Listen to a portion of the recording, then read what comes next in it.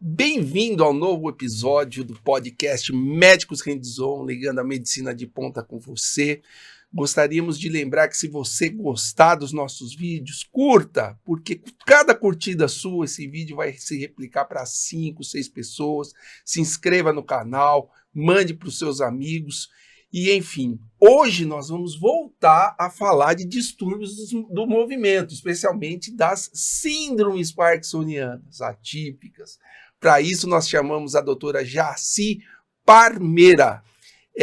A Jaci, quando a gente estava lá fazendo Doppler transcraniano, era residente. Hoje é uma sumidade aí no assunto, hoje estuda muito do assunto. A Jaci é neurologista no Hospital das Clínicas da Faculdade de Medicina da USP, fez o doutorado dela lá em distúrbio dos movimentos, especialmente em degeneração córtico-basal, Degeneração córtico-basal. Passou um tempinho na Inglaterra, o que você estava fazendo lá na Inglaterra? Primeiro, obrigada pelo convite, Chu e Marcelo. É um prazer estar aqui falando sobre as síndromes parkinsonianas atípicas. Eu sou pós-doutoranda da USP atualmente, neurologista, e como parte do meu pós-doutorado, ano passado, eu tive a oportunidade de ir para Queen Square, que é da University College London, e é um grande centro de distúrbios do movimento e tem o maior banco de cérebros do mundo em doença de Parkinson e parkinsonismos. Então, eu tive a oportunidade de desenvolver uma pesquisa no primeiro semestre de 2023 lá, e a gente agora está terminando a estatística e a escrita do manuscrito para publicação. Que legal, parte hein? Do meu pós-doutorado. Que legal. Aí. Isso, você acabou residência faz quanto tempo? Foi em 2014? 13? 2014. 2014. Eu lembro de você. Faz tempo já. O tempo voa. Já deu para trabalhar bastante. Edson, fala um pouquinho, antes de a Jaci começar a falar das síndromes parkinsonianas atípicas, o que é uma síndrome parkinsoniana? Essas ideias são muito importantes de nós falarmos, porque as pessoas confundem doença de Parkinson com síndrome parkinsoniana com parkinsonismo. Então, esses termos são meio confusos para o público leigo e para uma parte dos médicos também. Então, síndrome parkinsoniana nada mais é do que conjunto de sinais e sintomas caracterizados por lentidão dos movimentos. Nós chamamos essa lentidão dos movimentos, ou seja, o retardo motor, nós chamamos também de bradicinesia, é o nome técnico. Além da lentidão dos movimentos, nós temos um outro componente que seria rigidez, no caso, rigidez, tecnicamente falando, seria rigidez plástica, rigidez muscular plástica, que nada mais é do que a musculatura fica mais rígida e o membro não fica tão solto, né? E a característica de rigidez em roda denteada, ou seja, ao movimentarmos o braço, por exemplo, aí a musculatura segura e depois solta, como se fosse roda denteada. Então, roda até de agora, maquininha, né? Perfeito. Então, até agora nós falamos de um sintoma que é a lentidão dos movimentos, de um outro sintoma, outro sinal que seria rigidez muscular. E o terceiro sinal seria tremor, né? No caso, tremor principalmente tremor de repouso, né? E um quarto componente dessa síndrome seria instabilidade postural ou tendência à queda, né? Então, esses 4 sinais, né, juntos, nós caracterizamos o que nós chamamos de síndrome parkinsoniana, né? Então, na verdade, para ser síndrome parkinsoniana, nós precisamos ter o que nós chamamos de bradicinesia, ou lentidão dos movimentos, mais qualquer outros sintomas desses que eu citei, tá? Como qualquer síndrome, existem várias causas, né? Bom, e quais são as causas da síndrome parkinsoniana? Ou seja, diferentes condições clínicas podem causar a síndrome parkinsoniana, podem estar associadas à síndrome parkinsoniana, a esse conjunto de sinais e sintomas. Então, a doença de Parkinson é uma condição clínica que pode causar esse sintoma. Fora a doença de Parkinson, existem vários outros diagnósticos, como, por exemplo, o que nós chamamos de síndrome parkinsoniana atípica, que é composta por outras doenças, Por exemplo, a atrofia de múltiplo sistema é uma outra condição clínica que pode ter síndrome parkinsoniana fazendo parte dos sintomas. Bom, além da atrofia de múltiplos sistemas, existe também a degeneração córtico-basal, que pode também causar todos esses sintomas. Fora isso, a paralisia supranuclear progressiva também pode dar esses sintomas. E fora isso, o declínio cognitivo ou demência associada a corpos de Levy também é uma situação clínica que pode dar esses sintomas. A síndrome parkinsoniana, ou seja, esse conjunto de sinais e sintomas, nós chamamos de parkinsonismo também. Então, nós podemos considerar como sinônimos, né, da síndrome parkinsoniana o parkinsonismo. Ou seja, o parkinsonismo nada mais é do que esse conjunto de sinais e sintomas desses itens que eu citei. Jaci, então, na cabeça popular das pessoas é tudo a mesma coisa. Uhum. E muitas vezes isso está até na cabeça de médicos que eventualmente fazem um diagnóstico, acho que tudo é Parkinson. Como é que é a classificação? Como é que se classifica essas síndromes parkinsonianas aí? Fala para o nosso ouvinte. Isso que o Chu falou é muito importante. E só para continuar, né, fazer a continuação do que você estava falando, eu costumo falar assim para os meus pacientes, né? Parkinsonismo e síndrome parkinsoniana não é um diagnóstico. É como se a gente dissesse que o paciente tem uma febre. A febre, ela pode ser por uma dor de garganta, por uma amidalite, por uma infecção urinária. Não é um diagnóstico. É um conjunto de sinais e sintomas. E o diagnóstico mais comum deles, disparado, é a doença de Parkinson. Mas não é a única causa da síndrome parkinsoniana. Existem outras causas que você citou muito bem. E aí, nessa classificação, nós dizemos que, como a doença de Parkinson é a causa de síndrome parkinsoniana mais comum e prevalente, a gente chama que é o parkinsonismo típico, a doença de Parkinson. Quando há outros sinais, quando são outras doenças que são a causa da síndrome parkinsoniana, a gente chama de parkinsonismo atípico. E a gente chama de parkinsonismo atípico porque no exame físico, na apresentação clínica, existem sinais que são atípicos à doença de Parkinson, que é a causa mais comum e prevalente da síndrome parkinsoniana. Então, acho que a partir daí a gente começa a entender. São doenças raras, não são doenças prevalentes, como a doença de Parkinson, que é uma doença super comum e prevalente na população mundial e que vem crescendo, mas existe. Elas existem, essas pessoas estão apresentando esses sintomas, essas doenças, e muitas vezes elas sofrem uma peregrinação entre médicos, neurologistas, que não identificam, e aí o paciente passa por 1, 2, 3 médicos até ser identificado a causa da síndrome parkinsoniana, a causa do parkinsonismo atípico. Então, assim, não é bom a gente ficar apenas nesse diagnóstico de parkinsonismo atípico, é bom a gente esmiuçar e descobrir qual é o típico, qual é a forma de parkinsonismo atípico. E nesses casos, a forma mais comum é a paralisia supranuclear progressiva, como você já mencionou. Depois vem a atrofia de múltiplos sistemas e a degeneração córtico-basal. Também temos a demência com corpos de Levy, que parte, assim, da população, digamos assim, dos cientistas, das pessoas que estudam, dos estudiosos assuntos, consideram uma forma de parkinsonismo atípico, e outra parte, cada vez mais, considera uma forma de doença de Parkinson. Porque quando você vai ver lá na patologia, no anátomo patológico, é indistinguível de doença de Parkinson.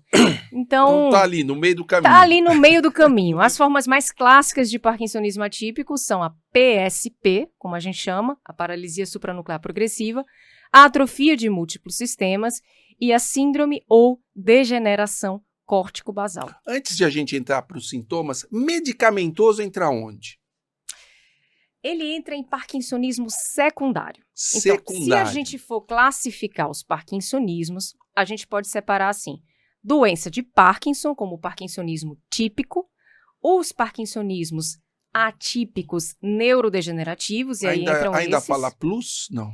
Também, acho que algumas fontes você vai encontrar, então é bom citar, muito bom citar que, eventualmente, esse parkinsonismo atípico pode ser chamado de parkinsonismo plus ou formas Parkinson plus. Um pouco abandonado o termo, mas ainda é usado em muitas fontes. Tem os parkinsonismos secundários, que aí entra parkinsonismo medicamentoso. Tipo, o cara tomou um remédio e desenvolveu a síndrome. Tomou um Plasil para síndrome, para náuseas por muito tempo, bromoprida, Digesan, ou então alguns antipsicóticos, e aí manifestou. O mais comum é o velhinho que vai tomar sinalizina na Senhora, farmácia. Vertix. É o Vertix, É o a Vertix, festa é o clássico. das síndromes parkinsonianas. Então, para síndrome vertiginosa também. E tem ainda os parkinsonismos heredodegenerativos, que são as formas genéticas mais raras de parkinsonismo. Então, esses são... E por causa de um derrame, talvez, também, Isso, né? O fora vascular. o parkinsonismo Isso, vascular. aí tá nos parkinsonismos secundários também. Isso, como o parkinsonismo secundário, parkinsonismo vascular. E é importante o diagnóstico de parkinsonismo vascular, porque quando nós controlamos os fatores de risco e evitamos novas agressões ao cérebro, novos infartos lacunares no cérebro, infartos pequenos no cérebro, esperamos uma estabilização do quadro. Né? E claro, não a reversão propriamente dita, mas nós esperamos uma estabilização do quadro. E fora essa parte de parkinsonismo, parkinsonismo vascular, parkinsonismo medicamentoso, nós não podemos esquecer do parkinsonismo metabólico, né? Os metabólicos, né? Por exemplo, a doença de Wilson, por exemplo, que tem alteração metabólica do cobre, né? É importante saber também dos parkinsonismos infecciosos, né? Então, Covid foi não esquecer das outras causas. Discutível, mas sim. É discutível o Covid?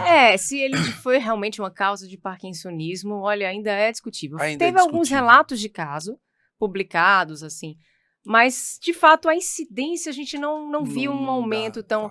Mas eu acho importante, né, tem a Movement Disorder Society, que é a Sociedade de Transtornos do Movimento Mundial, teve um ex-presidente que é um grande estudioso em parkinsonismo, é um argentino, chamado professor Oscar Geschanik, e sempre antes de toda a aula sobre parkinsonismo, ele falava, toda forma de parkinsonismo é desafiadora. Então é importante, assim, para quem está escutando, entender que a gente está falando um monte de nome aí, e, gente, é difícil mesmo, não é? Então, mesmo o diagnóstico da doença de Parkinson sim, não é às pá vezes na demora, primeira consulta. não, Né? às vezes demora. E muitas vezes essas formas de parkinsonismo atípico no início, elas são quase indistinguíveis da doença de Parkinson. Tanto é que eu falo para os pacientes, eu falo também para os residentes, dizerem isso aos pacientes que sempre o diagnóstico de parkinsonismo ele deve ser reabordado, sobretudo nos primeiros 4 anos. Porque, no início, às vezes, as formas de parkinsonismo são muito tudo difíceis igual, né? de distinguir. E com o tempo que vão aparecendo os sinais atípicos. Tanto é que é por isso que a cirurgia mesmo para a doença de Parkinson, você só pode fazer a partir de 4, 5 anos, pela Anvisa 4, mas idealmente após 5 anos, porque eventualmente você tem um paciente que tem assim, uma sintomatologia indistinguível da doença de Parkinson, depois de 3, 4 anos, é uma atrofia de múltiplos sistemas. Aí não dá certo a cirurgia. Dá né? muito errado, né? Então... Aí a cirurgia não dá certo. Isso. E a importância dessa distinção, ou seja, a importância do diagnóstico está principalmente porque nos primeiros anos da evolução, essas condições todas, ou seja, essas diferentes doenças, doença de Parkinson, atrofia de múltiplos sistemas, degeneração córtico-basal, paralisia supranuclear progressiva, todos eles apresentam em comum o parkinsonismo, ou seja, esse conjunto de sinais e sintomas ficam presentes e fica muito difícil para o médico fazer a distinção, né? Inclusive, do ponto de vista medicamentoso, mesmo os parkinsonismos atípicos podem responder a medicamentos no começo. Ou seja, nos primeiros anos, 1, 2, 3 anos, as doenças são muito parecidas entre elas. Por isso que nós aguardamos para bater o martelo, nós aguardamos para dar o diagnóstico mais assim definitivo depois de 4, 5 anos. E por isso que nós operamos só depois, porque a cirurgia ela é efetiva para a doença de Parkinson e não para o parkinsonismo atípico. Joia.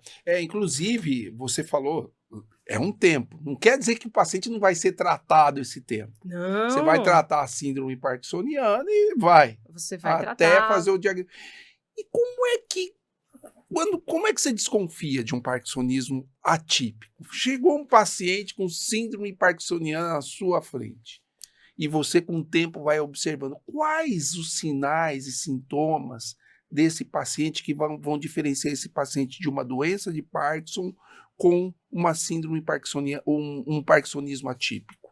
Isso é muito importante. Por isso que é tão importante a avaliação de um paciente com parkinsonismo ser muito esmiuçada, ser muito detalhada, porque esses sinais, eles estão presentes tanto na história, não é, como o paciente conta como tudo começou, como no exame físico. Então, o diagnóstico da doença de Parkinson, a gente sabe que é muito clínico, envolve muito o exame físico, a história e os parkinsonismos atípicos também. Então, durante a avaliação de um paciente com parkinsonismo, primeiro a gente tem que prestar atenção no que o paciente nos conta. Então, assim, uma das formas, você tem que começar a pensar em sinais, em queixas que não são características da doença de Parkinson. Então, como a doença de Parkinson é a forma mais prevalente de parkinsonismo, a gente guia nosso raciocínio pensando o mais provável é que seja Parkinson. Mesmo e porque a incidência é bem maior, exatamente. Né? Por que não seria? Então, a gente começa a ser meio detetive nas queixas do paciente. Então, uma das formas mais comuns de parkinsonismo atípico, por exemplo, que é a paralisia supranuclear progressiva, uma das coisas que mais é característico dela é a instabilidade postural. Então, por exemplo, na queixa do paciente, a gente tem que prestar atenção, perguntar sobre quedas. Esse paciente está tendo quedas? Houve quedas nos 2 primeiros anos? Ou seja, a instabilidade postural normalmente na doença de Parkinson ela é mais tardia. Mais tardia. E daí você começa a achar, inclusive, quando a gente vai fazer o diagnóstico de Parkinson, a gente vê quais são o que a gente chama de red flags, que são as bandeiras vermelhas, os sinais de alarme e os critérios de exclusão, que são todos os sinais clínicos que são característicos dos parkinsonismos atípicos. Então, assim, só mencionando alguns. Instabilidade postural precoce, que é uma perda de equilíbrio precoce e isso gera quedas precoces nos primeiros 2 anos. Desequilíbrio grave, o paciente fica com o que a gente chama de síndrome cerebelar, e daí ele fica com uma marcha, que às vezes até parece uma marcha de quem bebeu, a gente chama marcha ebriosa. Outras características, desautonomia precoce, isso ou seja, quando o paciente tem um quadro que é uma alteração de uma parte do sistema nervoso, que a gente chama de sistema nervoso autônomo, então o paciente passa a ter urgência e urge-incontinência urinária precoce nos primeiros 3 anos, disfunção erétil precoce abaixo de 60 anos, uma alteração como retenção urinária, que é muito característico de atrofia de múltiplos sistemas, hipotensão postural, quando o paciente fica em pé, a pressão arterial cai subitamente. Então, são sinais de desautonomia, de disfunção desse sistema nervoso autônomo e que também não é característico da doença de Parkinson de forma precoce, antes dos primeiros 3 anos. E aí você vai procurando outras alterações, por exemplo, demência precoce na doença de Parkinson, a gente não encontra. Aliás, teve muitos ouvintes que perguntaram a respeito da demência, a relação da demência com a doença de Parkinson, e assim, meu pai está com demência e recém diagnosticou o Parkinson, aí você tem que ficar meio desconfiado, né, porque Parkinson é mais tardio, né? Exato. Isso é uma preocupação muito grande dos pacientes com Parkinson. Eu tenho Parkinson, eu vou ter demência. É uma das primeiras perguntas que ele te faz, isso, né? É muito comum, muito clássico, assim. né? E a questão é, o Parkinson não gera uma demência precoce. É muito importante a gente mencionar isso. Quando o paciente vai ter demência, depende muito da idade em que o paciente desenvolve o Parkinson. Primeiro, uma coisa é o paciente desenvolver um Parkinson aos 85 anos, outra coisa aos 40 anos. E hoje a gente sabe que não é nem os estudos de coorte, os estudos com a população, inclusive mostravam a demência até antes do que na verdade é. Então tem um estudo australiano, o estudo de Sydney, que mostrou que com 15 anos, cerca de 50% dos pacientes com doença de Parkinson podem ter demência. Saiu um estudo mês passado na Neurology que mostrou que não é bem assim. Na verdade, é mais tardio ainda. Então, assim, Vai depender muito. A gente está vivendo assim uma mudança o de tratamento paradigma melhorou. de 20 anos para cá, Isso. inclusive com o movimento e educação física, né? Totalmente. Que não era tão pregado no passado, né? Quer dizer, e isso deve ajudar muito a postergar mais ainda a demência, né? E aí o que eu falo para os pacientes não é para pensar assim, quando eu vou ter, é para pensar assim, o que eu posso fazer hoje para evitar que isso aconteça, porque muitos dos fatores de risco para demência são evitáveis. E também, se isso tiver de fato acontecendo com algum familiar seu, por exemplo, um paciente com parkinsonismo e uma demência precoce, alterações de linguagem, alterações visuais e espaciais, um quadro de alucinações, você tem que reavaliar esse diagnóstico, porque se isso for precoce, provavelmente não é a doença de Parkinson. Então, isso é... E existem vários outros sinais e sintomas, por exemplo, o uso de cadeira de rodas dentro dos primeiros 5 anos. Não é comum para a doença de Parkinson. Então, no diagnóstico, lá no consultório, a gente vai vendo ponto a ponto até encontrar esses sinais de alarme. E quando a gente encontra, a gente fala, opa, pode ser uma forma de parkinsonismo atípico. E daí começa toda uma investigação que envolve exame físico, que envolve biomarcadores, exames de imagem. E aí a investigação é longa, mas a gente chega no diagnóstico. Isso. E nós aguardamos anos para bater o martelo. Por quê? Porque porque há necessidade de caracterização evolutiva. Somente uma única consulta pode não dar o diagnóstico. Nós precisamos fazer uma caracterização clínica daquele momento, depois uma caracterização por exame complementar para saber o que está acontecendo, para descartar parkinsonismos de outras causas.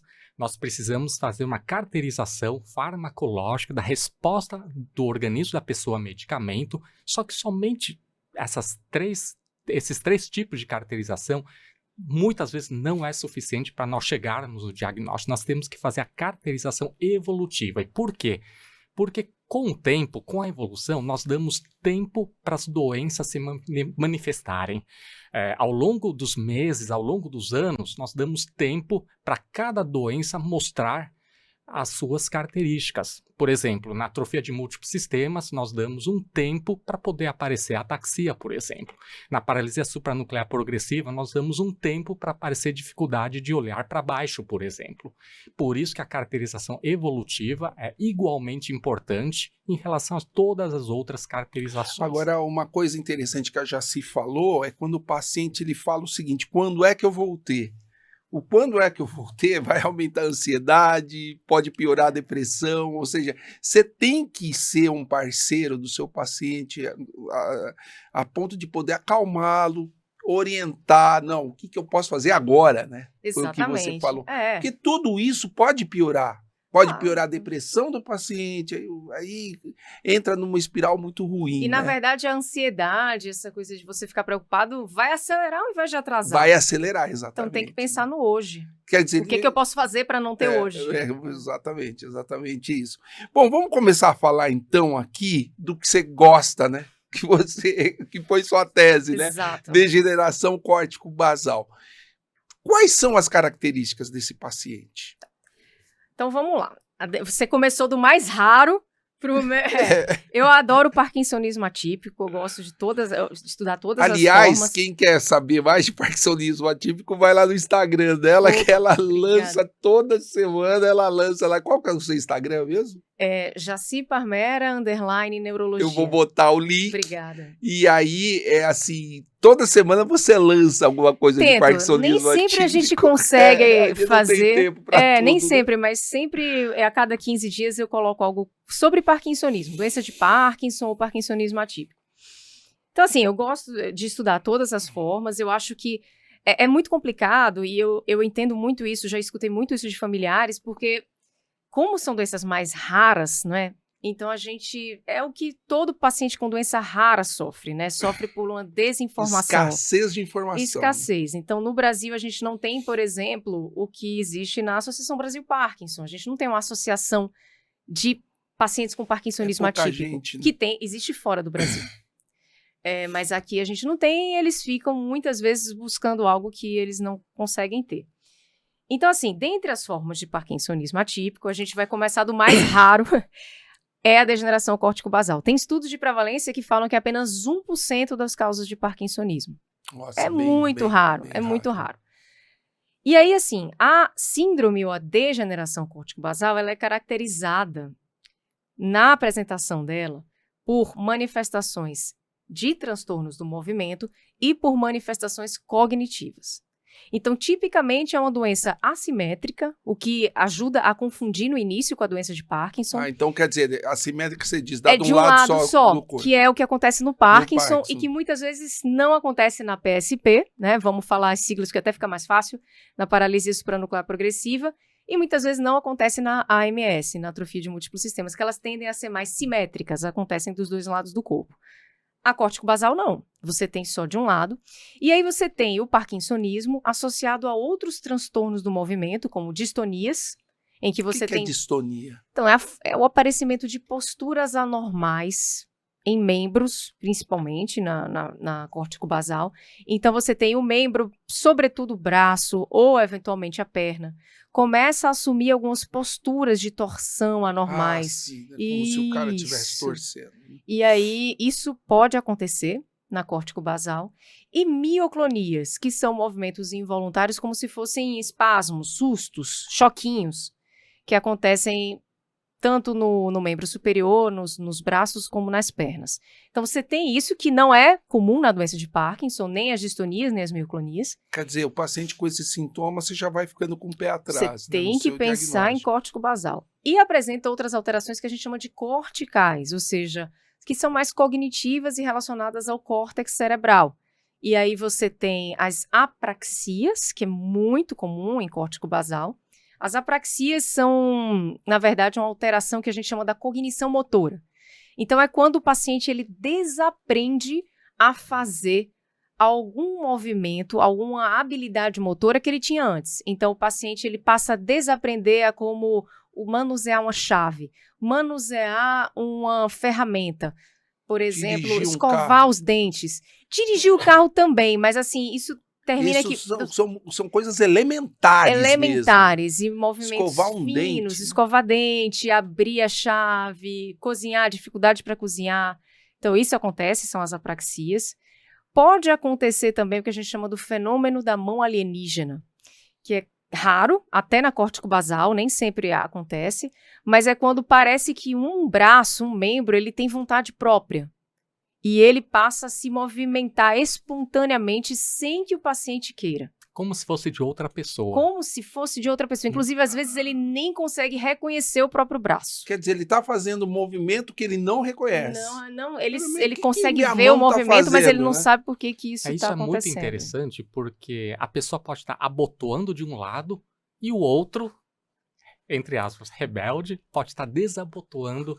Caramba! Exatamente. Nós estamos abotoando. Exatamente. Cara, você já viu isso? Vi em alguns casos. É na minoria dos casos. Nunca vi. É raro. Mesmo dentro da córtico-basal, que é rara, é raro. É cerca de 30% dos casos. Estima-se que seja a minoria. Mas sim, pode acontecer. E quando isso acontece, a gente tem que acender aí... é um red flag, né? Não, você tem que acender exatamente, aquela lâmpada pode ser córtico-basal. Isso não é Parkinson, isso não está parecendo Parkinson, né? E é muito importante, isso é uma coisa que é um conhecimento até mais recente, a gente entender, e alguns pacientes meus já me perguntaram qual que é a diferença entre a degeneração córtico-basal e a síndrome córtico-basal. A degeneração córtico-basal é um diagnóstico. É uma patologia específica, é uma taupatia. O que quer dizer isso? Que é uma doença, uma presença de uma proteína no cérebro chamada proteína tau. Então, quando você fala em degeneração córtico-basal, você já está dizendo o diagnóstico, inclusive, patológico do paciente. Só que quando a gente vê no nosso consultório, no hospital, a síndrome córtico-basal, que é isso que eu acabei de descrever, nem sempre a causa é a degeneração córtico-basal. Inclusive, existem estudos que mostram que a maior parte das cortes é por paralisia supranuclear progressiva. Então, a PSP pode ser uma causa de apresentação da síndrome córtico-basal. Eu sei que isso é complicado. Pode simular. É complicado. Uma doença simulando a outra. Mas até onde eu quero chegar é o seguinte, existe uma terceira doença, além da degeneração córtico-basal e da PSP, que pode causar a síndrome córtico-basal, que é uma doença muito prevalente e que as pessoas não sabem que é a doença de Alzheimer. Então, a doença de Alzheimer, ela pode ser uma causa da síndrome córtico-basal, em cerca de 25% dos casos.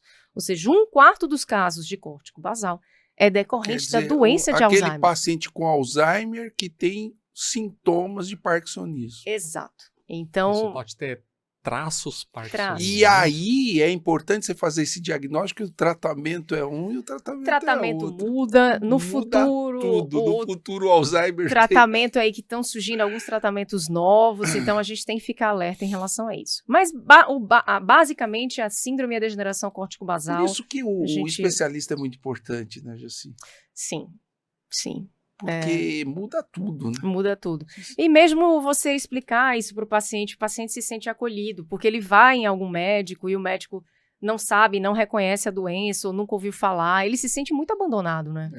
Então, não, o diagnóstico é tudo, ele né? sentir que ele está sendo acompanhado e que as pessoas estão se interessando em investigar. Foi muito interessante o que você falou. Você falou de apraxia. Né? Apraxia, você falou de mão alienígena, né? É parkinsonismo, claro, que acontece na degeneração córtico-basal, e também tem as alterações da sensibilidade. Fala um pouquinho mais disso. Isso é até um pouquinho mais complicado, por isso que eu nem tinha na degeneração, né? Córtico-basal. Existem algumas alterações que a gente chama de alterações de sensibilidade relacionadas à doença no córtex. E aí você tem algumas alterações que não é que a pessoa fique com a mão dormente, mas, por exemplo, existe a asterognosia, que o paciente ele coloca, por exemplo, a tampa de uma caneta na mão, de olhos fechados, e ele não consegue reconhecer pelo que tato, é uma... qual é o objeto. Exatamente.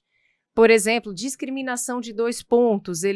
Você coloca lá 2 agulhinhas, ele não consegue dizer se é 1 ou se são 2 pontos. Enfim, são manifestações de sensibilidade mais rebuscadas do que simplesmente reconhecer se está quente ou se está frio, reconhecer se está tocando ou se não está tocando, mas que quando a gente examina, é muito importante examinar isso, a gente consegue reconhecer e identificar uma síndrome córtico-basal.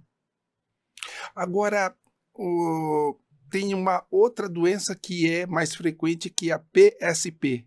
Né? Vamos falar de PSP um pouquinho? Sim, a PSP é muito importante falar sobre ela, Marcelo. Ela é a maior, por exemplo, no ambulatório que eu acompanho o parkinsonismo atípico, é a principal doença, né? Ela é a mais frequente. É a mais frequente, é muito prevalente. E ela é uma doença que não é rara, mas assim, aparece muito, entendeu? Então a gente tem que saber reconhecer. Então, ela é uma doença quase irmã da degeneração córtico-basal. Existem estudos até que falam assim, será que não é a mesma doença? Porque ela é uma taupatia, igual à degeneração córtico-basal. Quer dizer, proteína tal no cérebro, no líquor, então é aquilo. E as características são muito semelhantes quando você olha o cérebro. Tem algumas alterações morfológicas, mas é muito semelhante, só que é mais prevalente.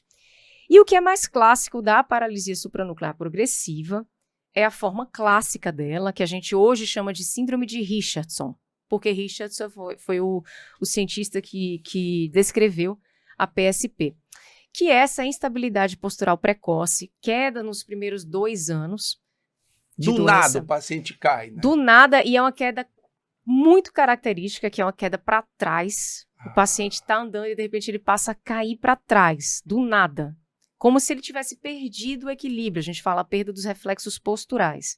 Então, ele perde aquela capacidade de manter a postura ereta. E aí, além disso, que você tem essa instabilidade postural, você tem o parkinsonismo, que, em geral, é um parkinsonismo muito simétrico, não é? Acontece dos dois lados.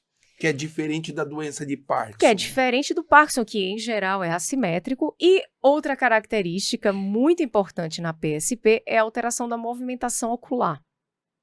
E aí, o que acontece? Ao longo do tempo, nos primeiros anos, o que não acontece na doença de Parkinson, o paciente vai tendo dificuldade para olhar primeiro para baixo e depois para cima. E na evolução, ele passa a ter quase um olhar congelado, ele não consegue olhar nem para baixo nem para cima. Quer dizer, você chama o cara ele tem que virar para ver você, né? É muito importante isso, porque às vezes tudo começa com a sensação de visão dupla. E que a gente não vê isso no Parkinson. Então, o paciente ele começa a ter uma certa visão dupla, enxergar 2 ali. Ele fala, nossa, eu tô com visão dupla. E isso, num caso de parkinsonismo, você tem que, mais um sinal de alarme, pensar em PSP. É muito importante. Não está presente em todos os pacientes. Muitas vezes está presente após 3, 4 anos de doença, tá? Mas, sim, é muito importante pesquisar. Então, existem alguns sinais clínicos, alguns testes clínicos precoces que a gente consegue fazer e que a gente detecta isso no consultório. E daí, assim, uma coisa que é importante sobre a PSP, que é uma coisa mais de novidade, que entrou nos últimos critérios, é que a PSP não é só essa forma clássica. Então, a PSP, diferente da córtico-basal, ela é meio camaleão. Ela pode ter vários fenótipos. E isso torna o diagnóstico ainda mais desafiador. Por exemplo, existe um diagnóstico que a gente chama de PSP-P, que é PSP forma parkinsonismo. Por quê? Porque não tem a estabilidade postural precoce, não tem alteração de motricidade ocular, e você tem uma forma de parkinsonismo rígida e acinética, sem tremor, da doença de Parkinson, e que até pode responder bem no primeiro ano. Levodopa. A levodopa. No início pode responder bem. Você dá o remédio como se estivesse tratando doença de Parkinson. É muito difícil. E aí, para facilitar a vida do médico. Ao longo dos anos, você vai vendo que o paciente passa a parar de responder. E isso é precoce, então é cedo. Isso não acontece no Parkinson. Ele responde no primeiro ano, mas no segundo ano você tem que dar mais. Você tem que dar 1.000 miligramas, 1.500 miligramas.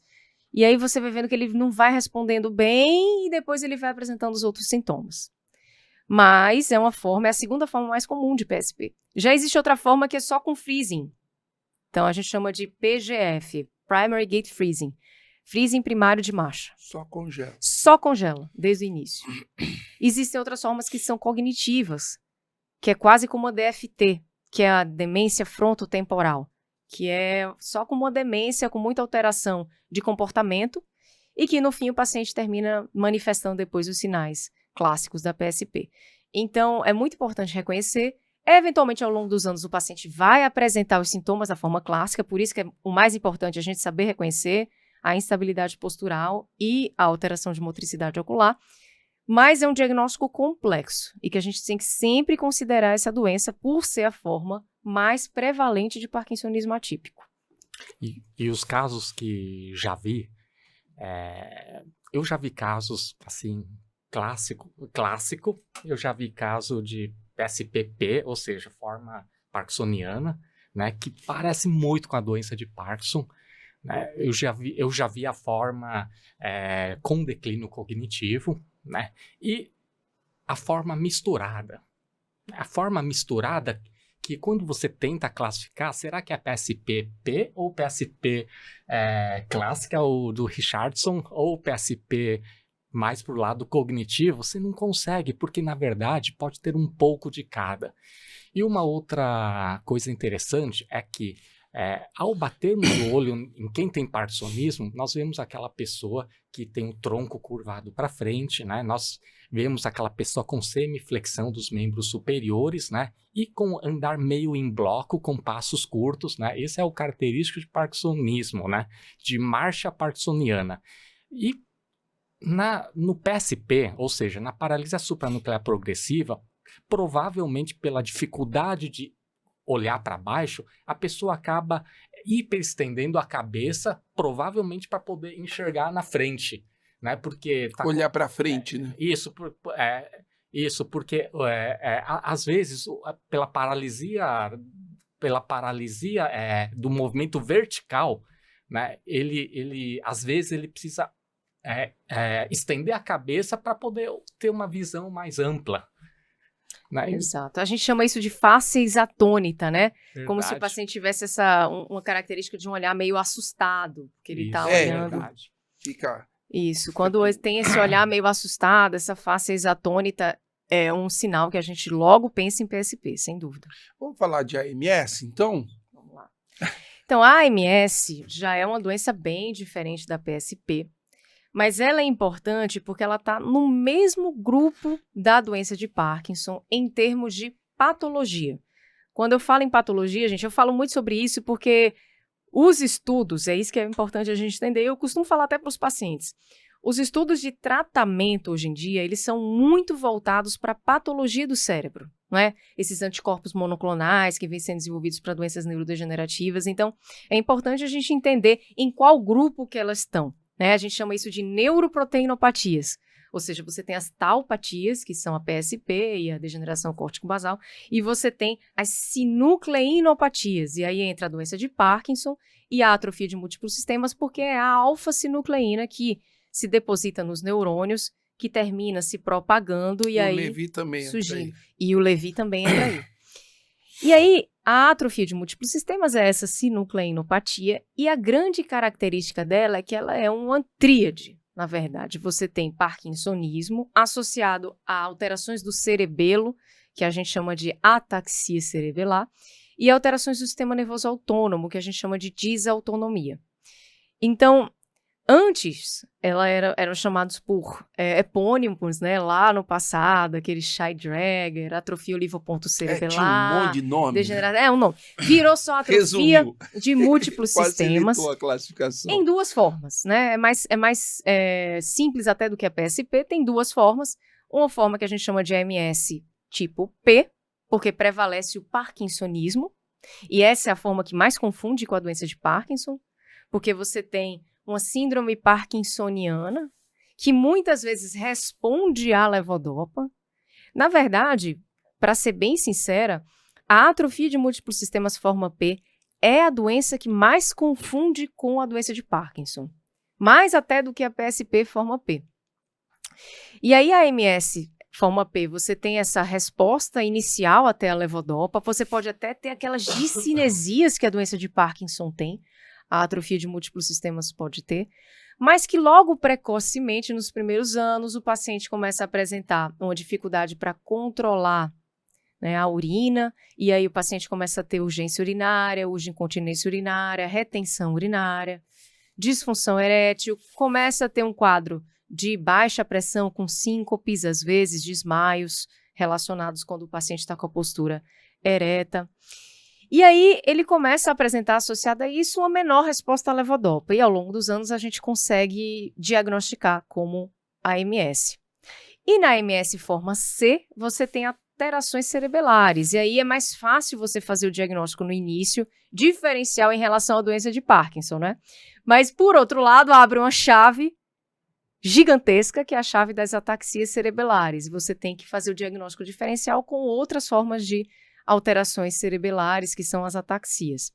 E essa forma de AMS cerebelar, você tem alterações de ataxia cerebelar associado também à disautonomia. Então, no fim, essas alterações autonômicas, que a gente chama, ajudam bastante, caracterizam muito a atrofia de múltiplos sistemas. Ou a desautorregulação, né? Aquele paciente que fica em pé, a pressão cai rápido, desmaia, tem dificuldade para esvaziamento da bexiga, etc. São alguns sintomas que você presta atenção. Outro aspecto muito importante da atrofia de múltiplos sistemas é que eu acho que vocês já devem ter conversado sobre isso, quando vocês conversaram sobre a doença de Parkinson. Mas tiveram que passar rápido.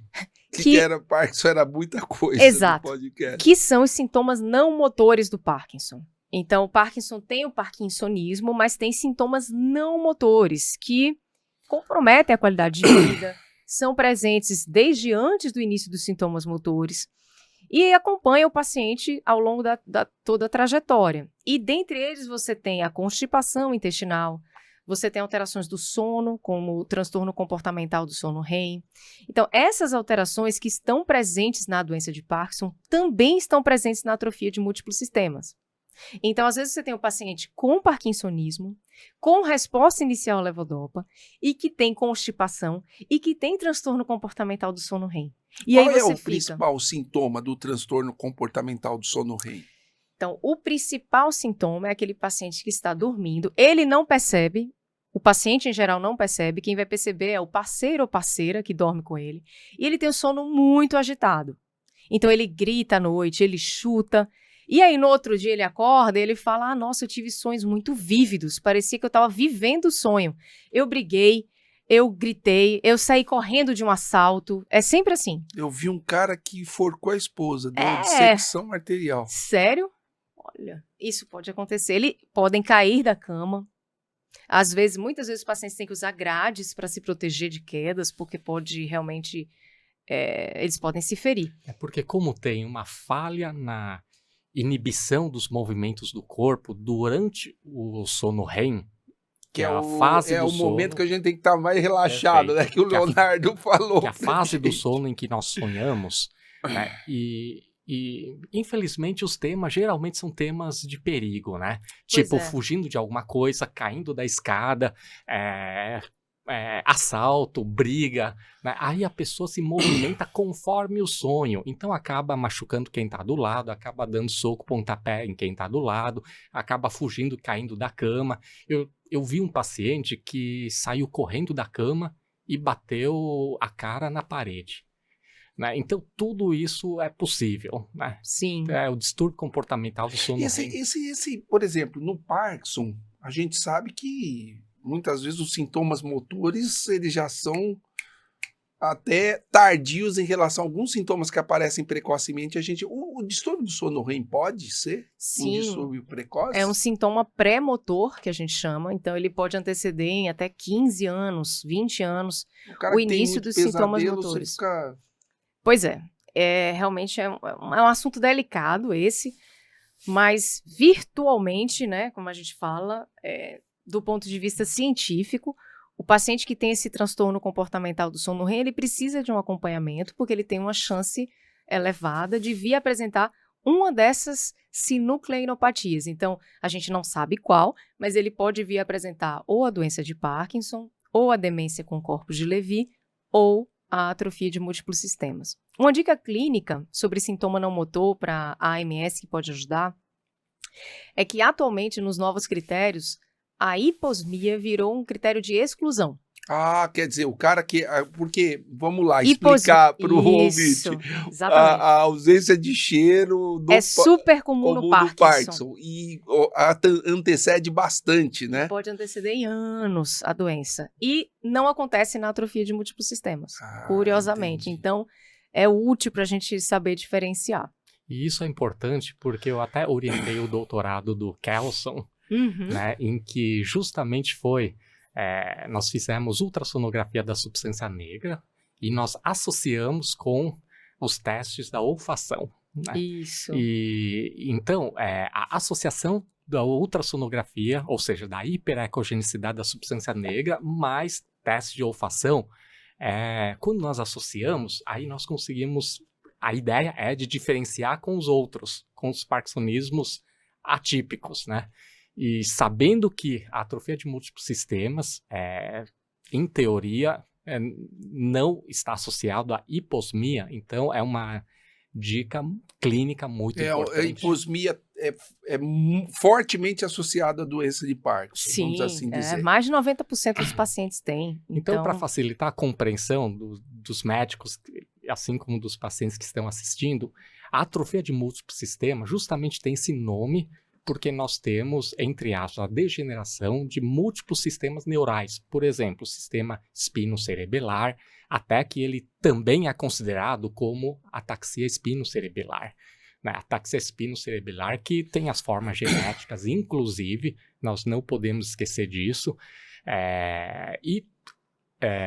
Além de sistemas no sentido cerebelar, por exemplo, aí tem o sistema autonômico, né, do sistema nervoso neurovegetativo, o sistema nervoso autônomo, né? Então, assim como o sistema extrapiramidal, dando o parkinsonismo, ou seja, seria a degeneração de vários sistemas dentro do sistema nervoso central.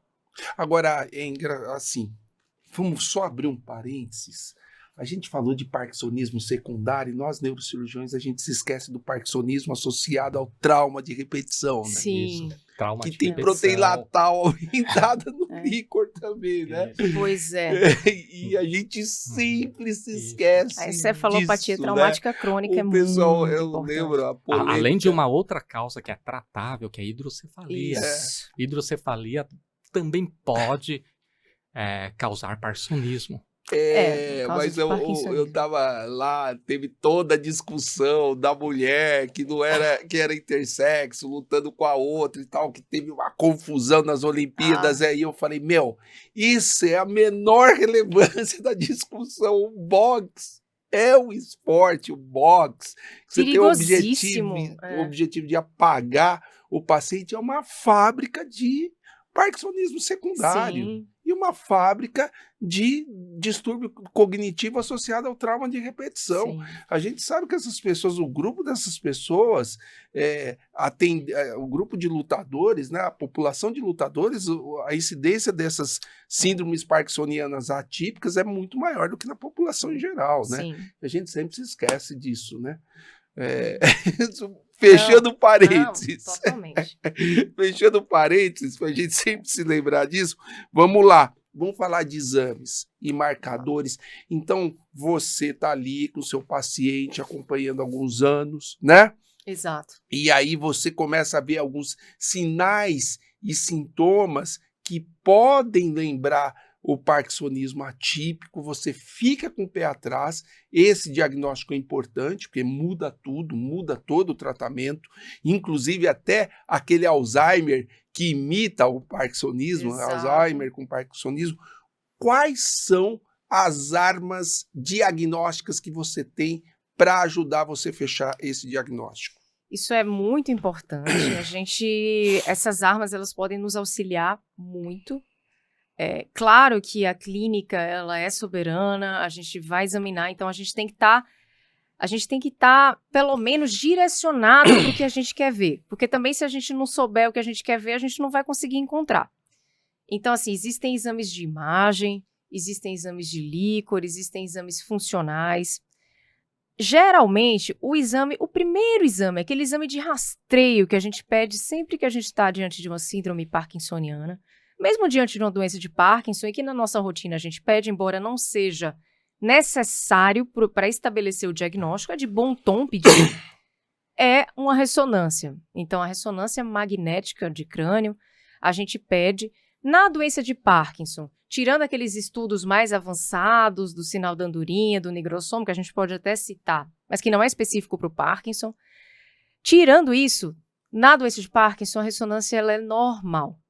Você não vai encontrar nenhuma alteração.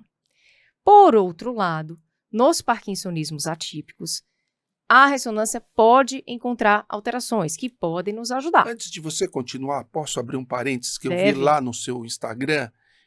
Como que você falou o estudo de ferro na ressonância? Isso. Sim. Existe essa... Para que serve e existe essa ferramenta aqui no nosso meio? Como é que é isso? Existe. A gente tem o tipo de estudo na ressonância, que é o SWI, tá? É a difusividade, que a gente pode pedir para o radiologista olhar, e ele pode olhar, e isso ajuda a gente a diagnosticar, por exemplo, as neurodegenerações, que é o acúmulo de ferro, que são formas genéticas de parkinsonismo, ajuda a gente também a diagnosticar atrofia de múltiplos sistemas. Olha só. É interessante, Então, quando a gente vê a ressonância, por exemplo, na atrofia de múltiplos sistemas, existem alguns sinais, alguns achados, que não estão presentes na doença de Parkinson. Então, por exemplo, os achados mais clássicos mesmo, que é muito clássico e conhecido, é o sinal da cruz, que numa região do cérebro chamada ponte, você tem o sinal da cruz ali, que não é específico da atrofia de múltiplos sistemas, muitas outras doenças podem ter, mas se você está diante de um quadro clínico que é sugestivo de atrofia de múltiplos sistemas e você encontra o sinal da cruz, isso reforça o seu diagnóstico. Por outro lado, existem outras alterações, como uma alteração de sinal na borda de uma região chamada putamen, que a gente chama uma hiperintensidade do putamen, o slit putamen sign, nem tem uma descrição assim em português, é um hipersinal nessa região do putamen. Também é característico de atrofia de múltiplos sistemas. Nas incidências que avaliam ferro, você tem um aumento da deposição de ferro e você tem uma hiperdifusividade também. Então, aumento da deposição de ferro aonde? Lá no putamen? Na região dos núcleos da base. Dos núcleos putaminal. da base. Então, em geral, é putaminal mesmo. Sim, sim. E aí, o que é importante nisso? É importante porque você consegue estreitar o diagnóstico, você consegue se aproximar do diagnóstico e dizer, olha, aquele caso de atrofia de múltiplos sistemas, forma P, que era muito semelhante à doença de Parkinson, mas que tem esse sinal aqui no putamen, isso é improvável de ser Parkinson, você chama os familiares, você conversa sobre isso. É tão importante que agora está incluído nos critérios. Então, por exemplo, para você estabelecer o critério diagnóstico de atrofia de múltiplos sistemas clinicamente estabelecido, você precisa pelo menos achar um sinal na ressonância que seja sugestivo de atrofia de múltiplos sistemas. Então, por isso que é relevante. E na doença de Parkinson, não, você não vai ver não precisa. Tanto é que nos critérios eles falam, você não precisa pedir, mas é interessante você pedir para excluir. Eventualmente, se você acha um sinal, você exclui outros diagnósticos. Na PSP, também existem alguns achados menos característicos, mais avançados, mas o mais clássico é o que a gente chama do sinal do beija-flor, que é numa região do mesencéfalo, que é uma região do cérebro, você tem uma atrofia progressiva desse mesencéfalo, e com isso, pela atrofia progressiva dessa região do mesencéfalo, você vai tendo a formação num corte, que a gente chama um corte sagital, no cérebro, de um beija-flor. Também não é um achado precoce. Esses achados que eu descrevi, tanto para MS como para PSP, não são precoces. Então, às vezes, a gente pede no primeiro, no segundo ano, não vê. Mas, ao longo do tempo, você vai encontrar. E na degeneração córtico-basal, o mais comum é você ter uma atrofia assimétrica. De um lado do cérebro, ele é mais atrofiado do que do outro, o que não é característico de nenhuma outra forma de parkinsonismo atípico. Então, a ressonância pode nos ajudar muito, né? Existem alguns estudos mais avançados que você pode pedir para o radiologista fazer, como o índice parkinsoniano, que é um cálculo que você vai calculando o volume das estruturas, da ponte, do mesencéfalo, e a partir de um valor, aquele valor indica que provavelmente não é Parkinson, que provavelmente é PSP. Existem esses estudos de difusividade também que o radiologista pode ajudar. Então, assim, em geral, eu sempre escrevo, eu peço a ressonância e eu escrevo, é uma ressonância para nos ajudar no diagnóstico de parkinsonismo, o paciente pode ter uma atrofia de múltiplos sistemas, isso já muda tudo. Quer dizer, o neuroradiologista já vai olhar focado. Isso. Que, de repente, se não olhar não muito... Tá isso, não, tá tudo bem aqui. Isso. Né? Outra coisa que pode aparecer na MS é essa atrofia do cerebelo, não é? Porque ele tem ataxia cerebelar em algumas formas, mas ajuda bastante. Nem sempre ajuda precocemente. E muitas vezes o paciente nos procura precocemente. E aí o que a gente faz? A gente tem que pedir exames ainda mais avançados. E aí é que entram os exames como o ultrassom de substância negra, que pode nos ajudar. E aí eu vou até o Edson vai falar sobre ele isso. Tá se segurando aqui. Ele tá se segurando. Calma. Deixa eu falar do outro aí. Existem outros exames. E aí eu queria abrir um parêntese aqui, que isso é uma confusão muito que médico faz. E muito quando eu vou dar aula, estou em alguma reunião, algum congresso, sempre me perguntam, e o TRODAT? O TRODAT. O TRODAT é famoso. O TRODAT é famoso. O TRODAT, ele é um exame de medicina nuclear, então ele é um exame funcional, ele avalia o funcionamento, e ele avalia o funcionamento da transmissão da dopamina.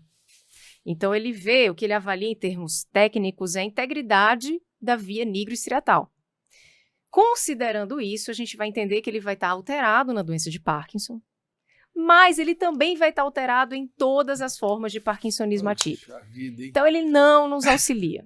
Ele não nos auxilia. Não ajuda para diferenciar. Auxilia lá no... Para diferenciar, por exemplo, um parkinsonismo medicamentoso. Sim.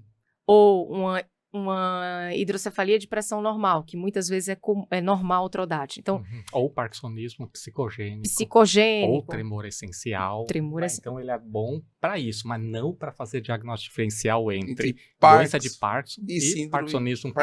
Você está diante de uma PSP ou de um Parkinson, de uma MS, de um Parkinson. Todos estão degenerando a via nigro-estriatal. Tanto é que está causando parkinsonismo. Então não faz muito sentido a gente investir, a gente buscar esse exame. Outros exames podem nos ajudar mais. Por exemplo, dentro da medicina nuclear, um exame que pode nos ajudar mais é o PET com fluordeoxiglicose.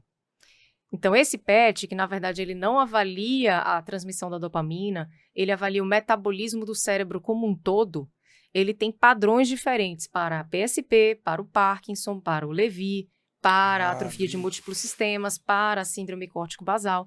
E daí você olhando, você pode inferir acima de 90% de sensibilidade e especificidade, qual é o diagnóstico. Lembrando que o paciente chega assim, eu já vou pedir. Não, você vai entender o que o paciente tem, a síndrome, caracterização clínica, para depois pedir o exame. E muitas vezes não precisa. Muitas vezes o paciente já tem uma manifestação clínica que muito é suficiente para a gente fazer o diagnóstico. Muito característica de uma determinada síndrome parkinsoniana. Isso a gente está falando, assim, aquela investigação muito avançada de um paciente que está sem o diagnóstico e, em geral, no início da manifestação.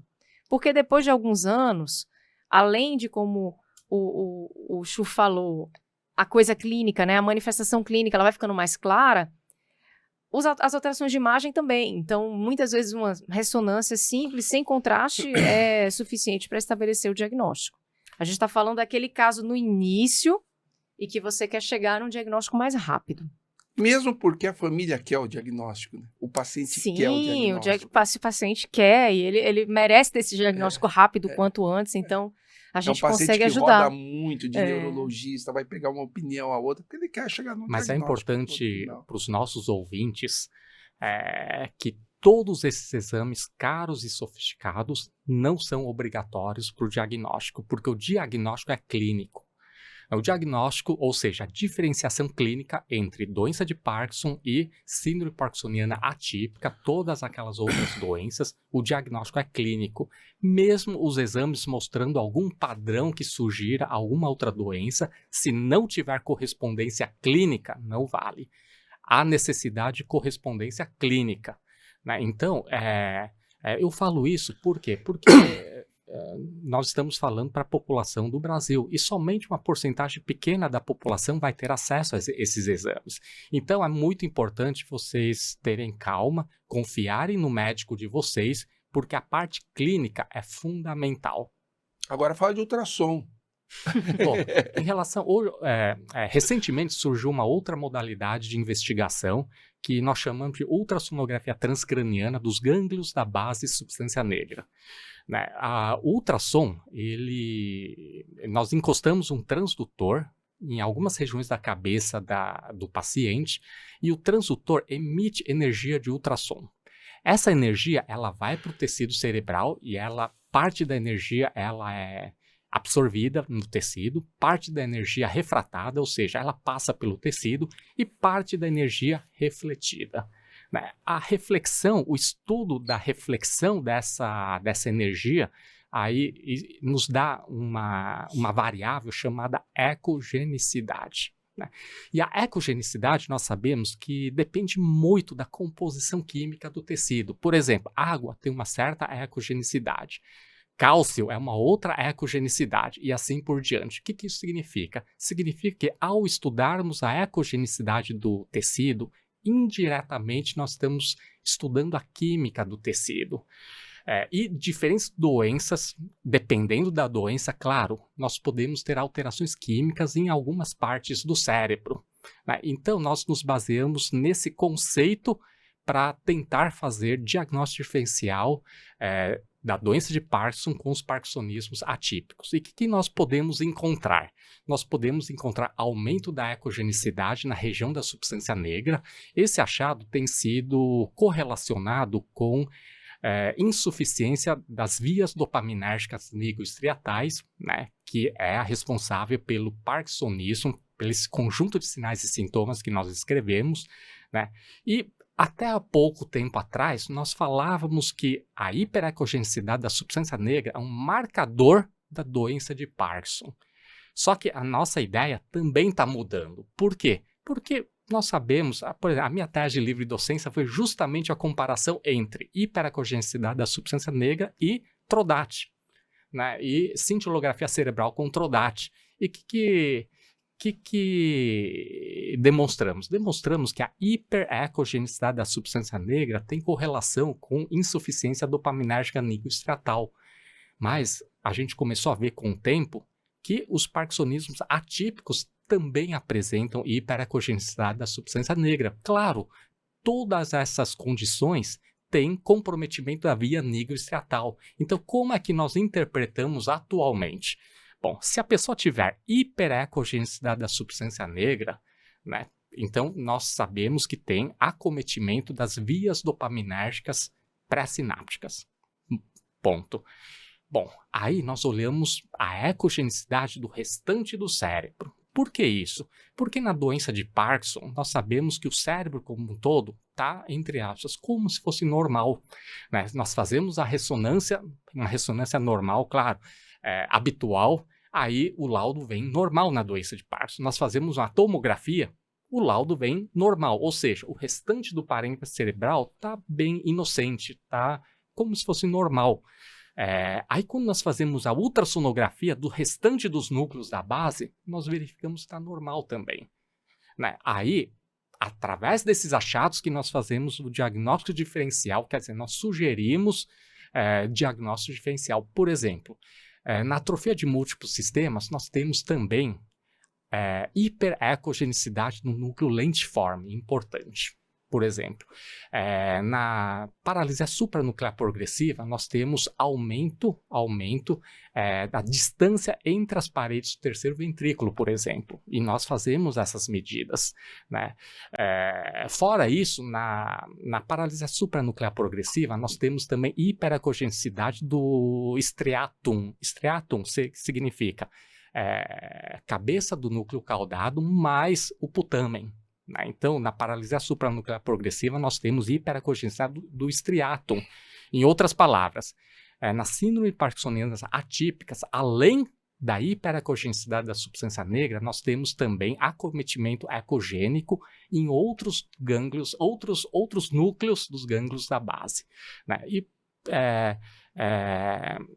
E além disso, na paralisia supranuclear progressiva, nós temos também podemos encontrar uma atrofia do mesencéfalo, que é a porção mais superior do tronco cerebral, aquela que sustenta os hemisférios cerebrais. Nós podemos, na medida da área do mesencéfalo, nós podemos ter redução, ou seja, sugerindo uma hipotrofia, uma alteração trófica do mesencéfalo, né? E isso acaba sugerindo paralisia supranuclear progressiva, né? Que é o aumento da distância entre as paredes do terceiro ventrículo, e isso sugere degeneração dos núcleos periventriculares, o que acontece na paralisia supranuclear progressiva. E na atrofia de múltiplos sistemas, além da hiperacogenicidade do núcleo lentiforme, nós podemos encontrar também um quarto ventrículo alargado, por causa da atrofia do cerebelo. Então, hoje em dia, como é que nós tentamos diferenciar? Nós, além de olhar para a substância negra, nós olhamos o cérebro como um todo. Jaci, 2007, ele trouxe o ultrassom para o Brasil, tá? Sensacional. Quem trouxe foi ele, foi 2007. 2007, né? É verdade, 2007. Vamos lá. O líquido da espinha lá ajuda? Você achar proteína no líquor? Sim, então, não? Como é que tá pois isso aí? Ainda não. Ele pode ajudar a gente naquela etapa inicial, quando a gente quer afastar algo infeccioso, um parkinsonismo infeccioso. Às vezes é uma encefalite, né? Isso, a gente quer afastar algo imunomediado. Existem causas muito, muito raras de parkinsonismos imunomediados. Mas em termos de diagnóstico dos parkinsonismos atípicos, a gente não consegue, por enquanto, medir a proteína tal, por exemplo, da PSP e da degeneração córtico-basal. Ela não consegue ser medida eficazmente. Ah, olha só. A gente também não consegue medir, eu estou falando isso tudo do ponto de vista clínico, que a gente faz hoje no nosso consultório. A gente também não consegue medir, por exemplo, a alfa-sinucleína da atrofia de múltiplos sistemas. Porém, recentemente, vem sendo publicado um amplo corpo de estudos com o que a gente chama dos ensaios de amplificação de alfa-sinucleína. E isso realmente é um exame de vanguarda que vem detectando a alfa-sinucleína do Parkinson e que vem detectando a alfa-sinucleína da atrofia de múltiplos sistemas. Então, não só detecta a alfa-sinucleína, ou seja, você consegue dizer que já está naquele grupo de sinucleinopatias, como consegue diferenciar um do outro. Então, existem estudos com o exame do líquor e existem estudos com sangue já, Sangue é um marcador mais legal, né? Existem estudos com biópsia de pele. Olha só, fazendo. muito melhor, né? Muito melhor. Ainda. É que começa no líquor e vai... Porque tomar no líquor não é fácil, É né? importante mencionar que isso ainda não vem sendo utilizado na prática clínica e isso ainda não vem sendo utilizado no Brasil. Tá. Mas que é um biomarcador muito, muito, muito promissor e que vai ajudar muito no diagnóstico desses parkinsonismos aí. Porque é um quebra-cabeça, né? A gente está juntando o quebra-cabeça. Quanto mais peças a gente tiver, melhor é. Para fazer o diagnóstico tem que ser com especialista e com um detetive, né?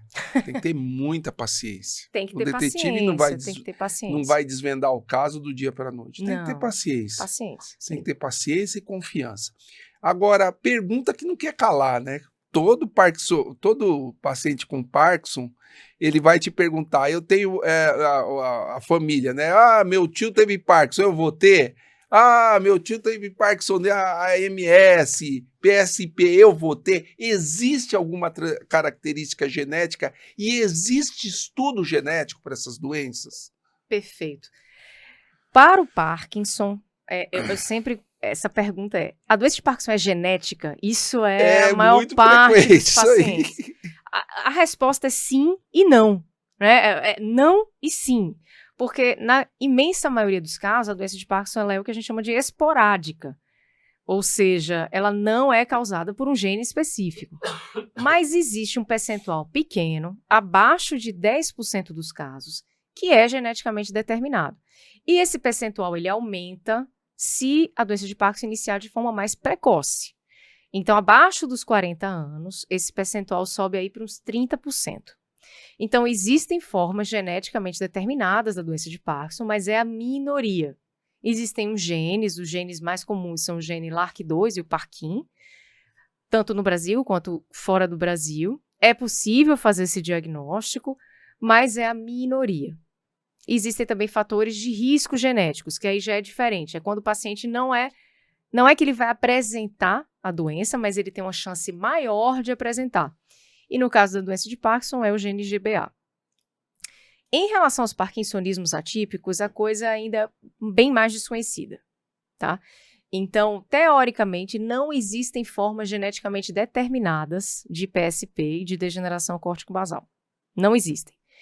Existe uma forma muito, muito rara de um gene, que é um gene da proteína tal. A gente já teve alguns pacientes com essa mutação genética no HC, que é o gene MAPT. M-A-P-T. Essa é uma forma raríssima, a gente já chegou até a relatar o caso. E, na verdade, se pensava que era a PSP genética, mas não é. Na patologia, ela é diferente, tanto da PSP como da DCB. Então, é uma forma de taupatia geneticamente determinada que não é exatamente a PSP. Então, não é genético. São doenças que não são genéticas. Com a atrofia de múltiplos sistemas, mesma coisa. Não existem formas geneticamente determinadas, tá? Eu abro um parêntese aqui para síndrome córtico-basal. Em relação ao líquor, eu até não tinha mencionado, mas o líquor pode ajudar na síndrome córtico-basal porque a gente pode fazer o diagnóstico de doença de Alzheimer pelo líquor. Então, nessas formas... Aquele Alzheimer que imita o... Isso, então nessas formas a gente consegue excluir a doença de Alzheimer ou detectar a doença de Alzheimer. E como na córtico-basal não tem forma genética, na síndrome córtico-basal existem as formas genéticas da doença de Alzheimer. Então, os genes do Alzheimer, que são os genes da presenina 1, presenina 2 e APP, já foram descritos com manifestação da síndrome córtico-basal. Então, a coisa é complicada. Mas, em resumo, existem causas de síndrome córtico-basal que são decorrentes do Alzheimer genético. Mas é muito raro, gente. É muito, muito raro. A mensagem que eu posso deixar aqui é, na doença de Parkinson, menos de 10% das formas são geneticamente determinadas. E nos parkinsonismos atípicos, isso praticamente não existe. Tá. É tudo esporádico. Tá. Isso significa que, diante de um familiar com Parkinson, se nós pedirmos o teste genético naquela pessoa com Parkinson, na maioria das vezes a gente não vai encontrar nada. Ou seja, o resultado vai ser normal. Exato. Agora, Tá bom. Isso é importante porque as pessoas perguntam... Não, isso é uma "Doutor, pergunta Não, essa é a pergunta mais super comum. frequente. eu preciso fazer o teste genético?" Totalmente. Não, é muito. A resposta é não há A necessidade. maioria dos exames que a gente faz lá, não, é que meu pai teve Parkinson, eu quero saber. Eu brinco, as 3 mais comuns a levodopa vai parar de funcionar, eu vou ter demência e é genético. São esses, nossa, São as dúvidas frequentes. muito São frequente. dúvidas muito frequentes. Bom, a gente sabe que o parkinsonismo atípico não é um diagnóstico muito agradável, assim, é um diagnóstico primeiro é difícil de você, não é fácil fazer o diagnóstico. E uma vez que você diagnostica, muda todo o tratamento da doença. Quais são os principais tratamentos e quais são as perspectivas? Porque o paciente ele procura perspectiva, né? Ele procura tratamento e procura uma luz no fim do túnel. Para o Parkinson, a gente já está achando muita coisa, né? Sim, Hoje o Parkinson doença tratável. é uma doença tratável, mas mudou tanta coisa no Parkinson que eu mesmo fiquei impressionado com os podcasts, né? A gente aprende, o especialista vê aquele... E assim, a fisioterapia, a fonoaudiologia, a medicação, a cirurgia, né? Se você pegasse Parkinson há 10 anos atrás, era proibido fazer musculação, por exemplo. Não faz. Ou retardava muito o início da levodopa, né? Não, vamos economizar a levodopa. E mudou tudo. E para o parkinsonismo, para síndromes parkinsonianas atípicas? Eu começaria dizendo que uma coisa que eu falo em consultório para os pacientes no ambulatório é que a gente não pode pensar aquilo que muitas vezes eles escutam, que é não tem o que fazer. Sempre tem o que fazer, tá? Sempre você tem como ajudar o paciente de alguma forma. Mas é claro que é muito mais desafiador. Isso não pode sair da boca de um médico. Não pode, não deve, né? E é importante que os pacientes saibam isso, né? Que sempre tem algo para a gente fazer e para melhorar a qualidade de vida, no mínimo. E aí, o que acontece? Como a maior parte dos estudos em tratamento de parkinsonismos foram para a doença de Parkinson, a doença de Parkinson foi descoberta, só para ter noção, né? Foi primeiramente escrita em 1817. E essas formas de parkinsonismo atípico, eu sempre falo isso, foram descritas em 1965, 1967. Mais de 100 anos depois, É 130 muito mais anos recente. Depois. Então, São doenças novas, né? Doenças novas e mais raras. Então, você tem menos estudos, os tratamentos não são direcionados. Então, de fato, é muito mais desafiador. Fora que a gente sabe que, infelizmente, por conta disso, a duração da doença também é menor. Então, a gente precisa de precisão e agilidade para tratar o paciente. E, na realidade, os tratamentos eles não saem porque é pouco paciente, né? É pouco paciente, é raro. É difícil você fazer pesquisa, é difícil você ter amostra grande, tudo é mais difícil quando a população é menor, né? Mas, enfim, o que a gente foca é em melhorar a qualidade de vida. Então, a gente foca primeiro, né? Esse paciente, ele precisa de uma equipe de tratamento.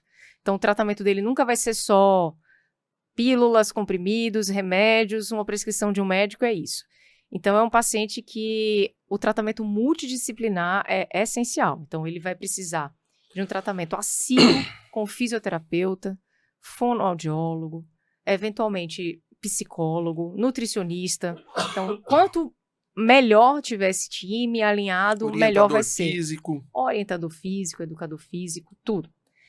E aí, associado a isso, a gente foca no tratamento motor, inicialmente, na maior parte das vezes, e embora, quando a gente fala assim, não tem resposta à levodopa, é que a resposta ela não é sustentada e dramática, como a gente fala na doença de Parkinson.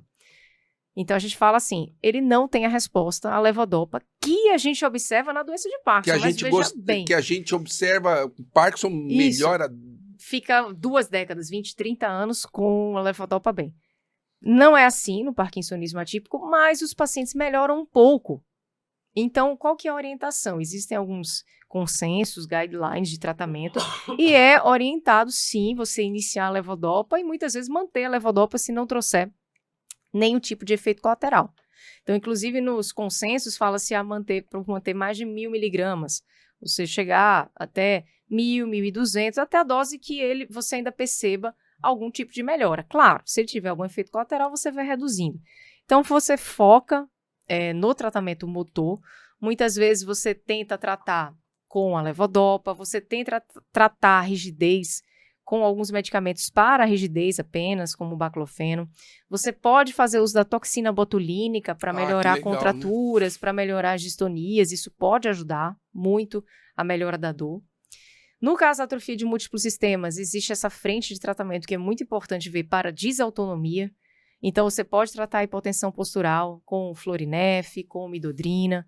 Você pode tratar também a uso de incontinência urinária com algumas medicações, encaminhar para algum urologista te ajudar também. E você pode tratar alguns sintomas cognitivos também. Embora a resposta não seja muito boa, existem algumas medicações que você pode fazer o teste, você pode testar. Por exemplo, na síndrome córtico-basal, você pode testar os anticolinestérásicos.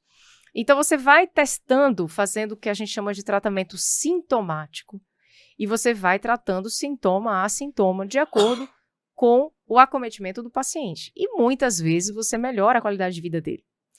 Associado a isso, uma terapia multidisciplinar com fisioterapeuta desde o início. O movimento é muito importante para esse paciente. O movimento é muito importante. Na paralisia supranuclear progressiva é essencial você tratar. Muitas vezes eles melhoram um pouco com a levodopa, tá? Muitas vezes eles têm distonia também, e aí você melhora com toxina botulínica. Muitas vezes eles têm o que a gente chama de apraxia da abertura ocular, então o olho deles começa a fechar, a pálpebra a fechar. Você pode ajudar isso com a toxina botulínica. E a fisioterapia e a fono, porque o que é que acontece? A gente nem falou tanto sobre isso, mas esses pacientes com PSP, com AMS, eles passam a ter engasgos precoces, eles têm muita disfagia. E é muito importante começar com a fono desde o início para fazer um treinamento para postergar isso. É essencial. E a fono ajuda bastante. Existe uma modalidade que aí eu vou frisar que é off-label, ou seja, não é algo bem estabelecido em termos científicos, mas que eventualmente vem tendo alguns estudos e eu já observei clinicamente algum percentual de melhora, que é com a neuroestimulação não invasiva.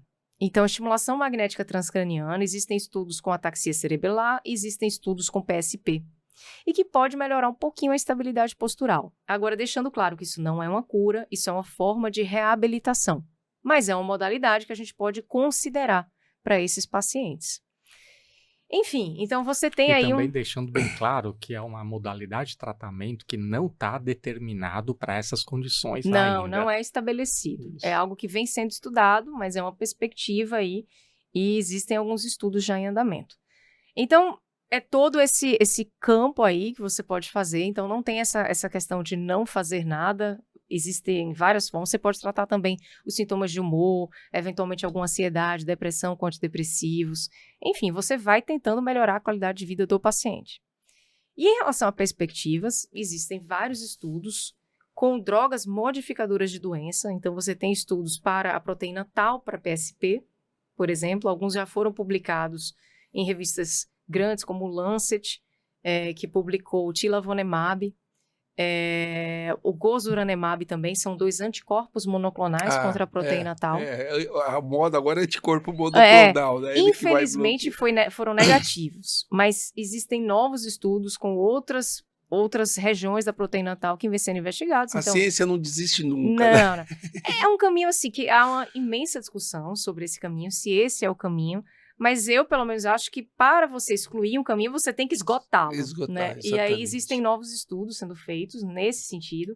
Existem novos estudos com atrofia de múltiplos sistemas também, tanto com terapia gênica, com anticorpo monoclonal. Então, não é que a ciência está parada, não é que a gente não tem nenhuma cura, nenhum tratamento modificador de doença e ninguém está fazendo nada. Não, está sendo feito. E aí eu queria até deixar aqui, existem algumas organizações, tá? Sem objetivos financeiros, que focam nos estudos, em financiar estudos para esses grupos de pacientes. E eu, em geral, quando eu estou no consultório, eu abro esses sites, eu mostro, porque eles financiam muitos estudos e focam bastante na evolução da ciência para essas doenças. Então, por exemplo, você tem a Cure PSP, que é Cure PSP, é o site, dá para você fazer, curepsp.org, E lá, eles não apenas para PSP, eles colocaram PSP porque foi como começou e a doença mais prevalente, mas também tem para atrofia de múltiplos sistemas e também tem para degeneração córtico-basal, e eles colocam lá todos os estudos que estão em andamento. Eu vou colocar o link no nosso... Eu acho que vale a pena. Na descrição do nosso vídeo. Orientações a pacientes, financiamentos de pesquisas em Isso andamento. tá em inglês? Tá em inglês. Tá. Infelizmente está em inglês. Tá. Não existe uma... Mas porque hoje já dá para copiar e botar no Google. Dá para botar no Google. Vai. Infelizmente não existe essa iniciativa no Brasil. Foi uma organização que iniciou-se a partir de familiares, mas que hoje em dia, financia cientistas, pesquisadores e ajuda muito para os estudos acontecerem. Tem também outra que é de AMS, que é a AMS Solutions, e tem de CBD Solutions também. Então, existem várias organizações focando no estudo dessas doenças e a gente torce muito para que surjam aí novas pesquisas e novas estratégias. E eu concordo com a Jaci que há necessidade, claro, dentro do possível, depois de algum tempo, de nós tentarmos definir o diagnóstico. E por quê? Porque, havendo diagnóstico, nós podemos tratar de forma mais assim, apropriada, nós podemos nos antecipar de possíveis sintomas que possam aparecer no futuro, e para isso nós já vamos tentando reabilitar a pessoa para que, ao aparecer, na época de aparecer tal sintoma, a pessoa está desenvolvida o suficiente para que não perca muito dessas funções, né? E é importante ter o diagnóstico porque o mundo científico caminha de modo rápido. Quem sabe daqui a 5 anos, daqui a 10 anos, de repente nós podemos ter um tratamento eficaz. Alzheimer são coisas interessantes. Pois há 3 anos não tinha, 5 anos não tinha nada, agora não para de surgir. Isso. Aí, de repente, se você tiver o diagnóstico, aí sim, se surgir alguma coisa nova, você poderá ser triado para usar esse tratamento, enquanto que quem não tem diagnóstico não poderá usar o tratamento. Por isso que é importante nós tentarmos chegar no diagnóstico. E eu concordo com a Jaci que, primeiro, nós médicos, nós nunca falamos por paciente que não tem tratamento. Porque tem tratamento. O que não tem é cura. Cura significa reversão de todo o quadro. Por exemplo, a pessoa está paralisada e voltar a ter movimentos, por exemplo, e curar no sentido de a doença não progredir, etc., de resolver o problema. Mas se vocês forem parar para pensar, hipertensão arterial sistêmica, na maioria das vezes, também não tem cura. Nós fazemos o tratamento através de antihipertensivo e, na maioria das vezes, a pessoa vai tomar antihipertensivo para o resto da vida. Vai controlar para o resto da vida. Diabetes também não tem cura, mas tem tratamento. E muitas vezes vai ter que tomar os hipoglicemiantes, a insulina para o resto da vida. Ou, em outras palavras, a neurologia é como as outras especialidades nesse sentido. Então, nós nunca falamos para o paciente que não tem tratamento, porque nós tratamos o paciente o tempo todo, independentemente desses diagnósticos. Vou dar um exemplo. Por exemplo, se o paciente tiver, dentro dessas doenças, disfagia, ou seja, dificuldade de engolir, por exemplo, nós tratamos sim. Nós tratamos junto com a fonoaudióloga, né? Nós fazemos vários exercícios para melhorar a deglutição, por exemplo. Isso é um tratamento. Outra coisa. Nós fizemos um podcast disso aqui. Verdade. Né? Se nós tivermos, por exemplo, acúmulo excessivo de saliva por falta ou dificuldade de engolir saliva e começar a engasgar a própria saliva, nós tratamos sim. Nós podemos passar pomada de propantelina, por exemplo, nas glândulas salivares para diminuir a produção. Quando começa a não dar certo, nós podemos prescrever, por exemplo, a escopolamida. Quando não der certo, nós podemos prescrever, por exemplo, a amitriptilina, que dá a boca seca. Né? E antidepressivo também, né? Isso. Aliviador, pega tudo. Quando não der certo, nós temos, inclusive, o tratamento cirúrgico de retirada de glândulas salivares. Ou seja, nós tratamos o doente, nós nunca deixamos de tratar. Né? Numa apraxia, por exemplo, ou seja, quando a pessoa desaprende a engolir, por exemplo, nós podemos fazer isso. Ou seja, nós nunca deixamos de tratar. Se, dependendo da doença, aparecer crise epiléptica, por exemplo, numa doença priônica, por exemplo, nós tratamos e inibimos a crise epiléptica, por exemplo. Ou seja, nós nunca deixamos de tratar. Essa é a mensagem que nós todos aqui queremos dar para vocês. Ou seja, nunca percam as esperanças e, ao mesmo tempo, saibam que nós vamos tratando e acompanhando vocês e que o médico nunca abandona seu paciente. Essa é a nossa mensagem. Exato. Jaci, agora eu vou pegar, Jaci. A gente falou do mundo. Bom, primeira coisa, você falou que movimento é muito importante para esses pacientes, Sim. né?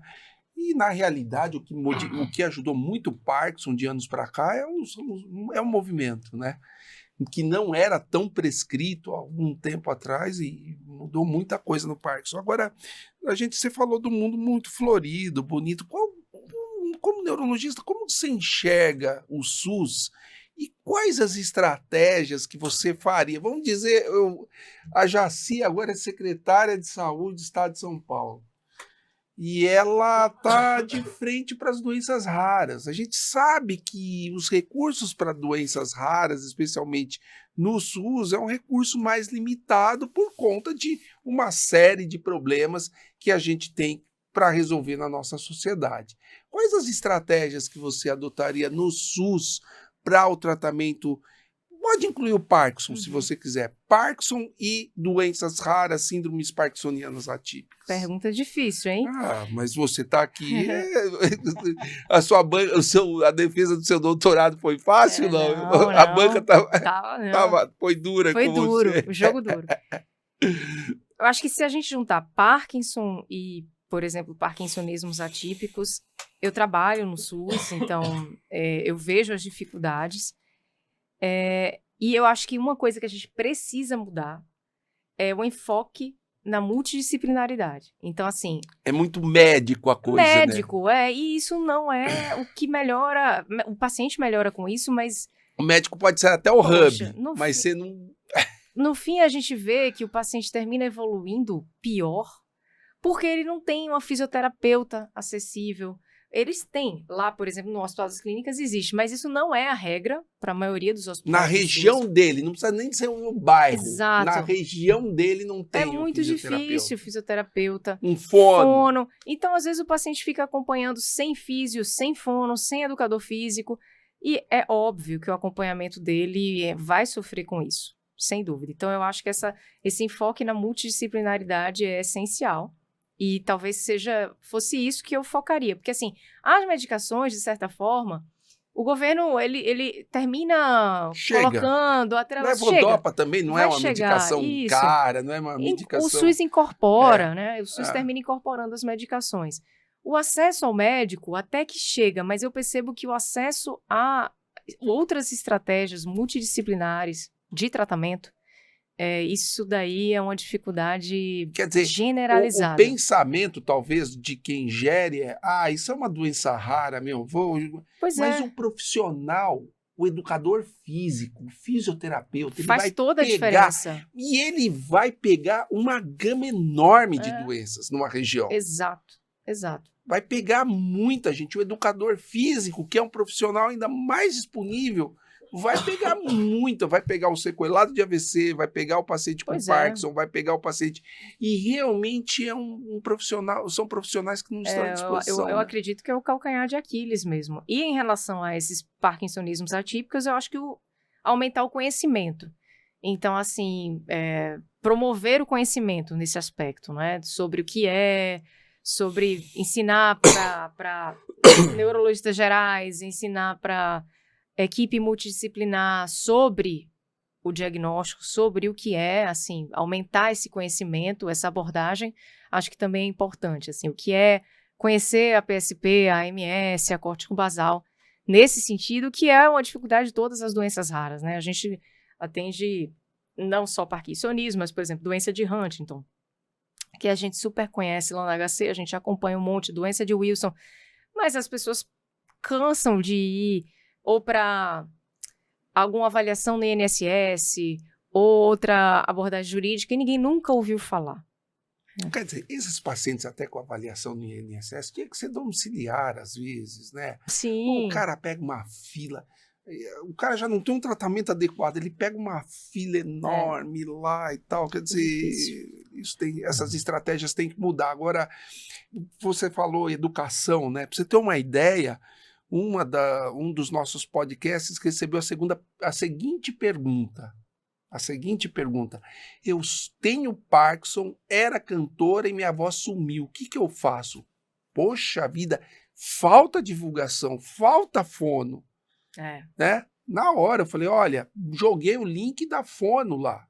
Eu acho que para ela assistir. Multidisciplinaridade é o foco. É muito importante, as pessoas não sabem. Né? Acho que, de repente, o brasileiro, o parkinsoniano, o paciente com doenças atípicas, ele é muito focado no tratamento médico. Totalmente. Ele não consegue entender que é uma equipe multidisciplinar e que faz toda a diferença para ele. E a gente vê na prática, porque, por exemplo, vem um paciente com atrofia de múltiplos sistemas, com PSP, está acompanhando comigo. Na primeira consulta eu falo, olha, hoje a gente tem que começar fisioterapia 3 vezes por semana no mínimo, fono 1 vez a 2 vezes por semana no mínimo, e vai ser assim. E isso tem que ser intenso, associado à atividade física, com educador físico, e é isso. Dedicação full, dedicação total. Aí, daí eu vou para o ambulatório de transtornos do movimento das hospitais clínicas. A gente até consegue colocar alguns programas, mas o paciente não consegue ir para o HC 2 vezes por semana, entendeu? Ele precisa no bairro regionalizado. E daí quando você vê, ele passa a desistir, aí ele não faz, aí você começa a ver pacientes com o mesmo tempo de início de doença e com evoluções totalmente diferentes, entendeu? Mesmo sendo uma PSP, uma AMS. Por quê? Porque faz a diferença. A fisioterapia, a fono, faz a diferença, sem dúvida. Na Inglaterra, você via esses programas lá? Sim. É totalmente capilarizado. A coisa bem capilarizado, quer dizer... Totalmente. O cara ele não precisava de ir lá no hospital que você estava. Ele ia 1 vez por semestre, mas tinha o GP, né, que é o médico geral, que acompanhava ele e que mandava cartas. Então, você abria a carta do GP e você lia exatamente como ele tinha passado o semestre. E existiam as Parkinson Nurses, né, ou seja, enfermeiras especializadas em parkinsonismo que iam na casa do paciente. Então, elas vão na casa, às vezes até ajustavam medicação, assim, aumentavam um pouquinho de levodopa. Elas têm uma autonomia incrível, assim. E essas enfermeiras olhavam o ambiente dele, viam que estava apropriado, que estava inapropriado, e aí prescreviam fisioterapia, falavam com o fisioterapeuta ia, é outra realidade. Isso faz toda a diferença, né? Toda a diferença. E, passava uma vez a cada 6 meses, né? Às vezes a mentalidade do paciente, não, eu tenho que passar todo mês, não, eu tenho que com especialista, não. Isso não resolve o problema, né? Isso. É bem interessante. Isso, e a reabilitação física, há necessidade de constância. Bom, um detalhe nós consideramos como doença rara, mas nós não podemos esquecer que o Brasil tem uma população de 200 milhões de habitantes. Exatamente. O que é raro em termos percentuais, não é raro em termos absolutos. Ou seja, nós temos 200, imagine a China com 1 bilhão de habitantes. Né? Então, a MS não é raro, entre aspas, nada é raro. O que eu quero dizer com isso? Que os nossos gestores de saúde precisam também olhar porque é considerado, entre aspas, raro, que em número absoluto aqui no Brasil não é tão raro assim. Esse é o primeiro detalhe. E é importante vocês saberem que o que a Jaci falou é fundamental. Nós devemos valorizar as diferentes profissões da saúde que lidam com síndrome parkinsoniana. Né? Então, desde nutricionista até educador físico, passando pelo fisioterapeuta, passando pela fonoaudiólogo, passando pelo psicólogo, etc. Então, nós devemos valorizar, e o nosso sistema de saúde deveria valorizar toda essa equipe que trabalham em conjunto com os médicos. Bom, a gente está aí com 1h40 falando, já estamos caminhando para o final. Primeira coisa, eu queria parabenizar você, né? A Jaci, a gente conheceu lá como residente no HC, a gente tá ficando velho, né? Quando tudo era mato. Quando tudo era mato, quando eu tinha mais cabelo preto, tinha mais cabelo e tal. Mas, assim, quando eu vi o Instagram da Jaci, eu falei, puxa vida, ela é bem didática e bem dedicada aos pacientes. Vi lives. Eu acho que você até fez live com seus pacientes. Sim. E eu já entrei nas lives, já fiquei lá bem quietinho assistindo, tá vendo só como isso é poderoso, né? Ela não percebeu que eu tava lá, mas eu tava lá assistindo. Enfim, sempre que sai uma coisa interessante ali, eu replico, eu aprendo. Eu queria parabenizar muito você por esse trabalho, porque Obrigada. a gente sabe o trabalho que é rede social, né? Para você ter uma ideia, esse podcast aqui, parte do meu tempo do fim de semana, eu tomo só para alimentar o canal, fazer vídeo, postar, responder pergunta, etc. Isso toma muito tempo e a Jaci está se dedicando. Isso faz toda a diferença para o conhecimento dos pacientes. Sim. Porque o paciente entender o que ele tem é fundamental para o êxito do tratamento. Ele e a família. E muitas vezes o paciente ele não faz ideia ou ele tem uma perspectiva muito ruim. Eu queria que você olhasse para aquela câmera e desse a última palavra para os nossos ouvintes a respeito do parkinsonismo atípico e, assim, desse aí uma luz no fim do túnel para eles, enfim, resuma mais ou menos o que você nos falou agora. Então, se a gente for pensar em mensagens importantes para os pacientes com parkinsonismo atípico, eu diria que são doenças raras, mas são doenças em que a gente consegue fazer um diagnóstico específico. São doenças que se parecem com a doença de Parkinson, mas que não são a doença de Parkinson, que têm causas diferentes, evolução diferente, tratamento diferente. Então, é essencial a gente chegar no diagnóstico correto e específico. E a partir disso, do diagnóstico, a gente foca no tratamento. E o tratamento é sintomático, ou seja, com foco nos sintomas, medicamentoso e multidisciplinar. Ou seja, a gente tem muito o que fazer. O trabalho é longo, é árduo e a equipe tem que ser uma equipe completa, com médicos, fisioterapeutas, fonoaudiólogos. Ou seja, o trabalho não é fácil, mas ele é possível. E é isso, eu acho que a gente tem que pensar que é possível fazer a diferença e é possível a gente ver isso no cotidiano. E eu acredito muito que a ciência ela não para, existem perspectivas, direções futuras que tem tudo para mudar aí o prognóstico desses pacientes com parkinsonismo atípico. Edson. Queria passar uma mensagem que é, diante de um diagnóstico de parkinsonismo atípico, não percam as esperanças. Eu acho que a esperança é a que nos move no dia a dia. É isso que eu, Jaci, Marcelo, nós falamos para os nossos pacientes. Primeira coisa, não percam as esperanças, né? A esperança que nos move a cada dia. Segunda coisa, viva cada dia de uma vez, porque fazendo isso, vivendo cada dia de uma vez e fazendo a lição de casa, que seria todo o tratamento médico e todo o tratamento de reabilitação com uma equipe multidisciplinar, vocês vão perceber que a cada dia nós vamos vivendo e nós conseguimos extrair da nossa vida, né, a parte boa também da vida, seja com síndrome parkinsoniana atípica ou sem. É isso que nós devemos fazer, viver a cada dia fazendo o nosso melhor. Jaci, eu queria parabenizar você. Queria parabenizar vocês também pelo canal, muito legal. Parabéns. Eu pedi o ouvinte, Jaci Parmeira, Instagram. No Instagram ela solta vídeos bem didáticos a respeito do parkinsonismo, Parkinson e parkinsonismo atípico. O YouTube, que eu não sabia, uma novidade. Começando, engatinhando. Jaci Parmeira é o canal do YouTube Parmeiras, não Palmeiras, Parmeiras. Parmeira, Jaci Parmeira. Vai lá, se inscreve no canal. Se você quer saber mais de Parkinson, vai lá no canal da Jaci. Gostaria também de agradecer você que ouviu o nosso episódio até o final aqui.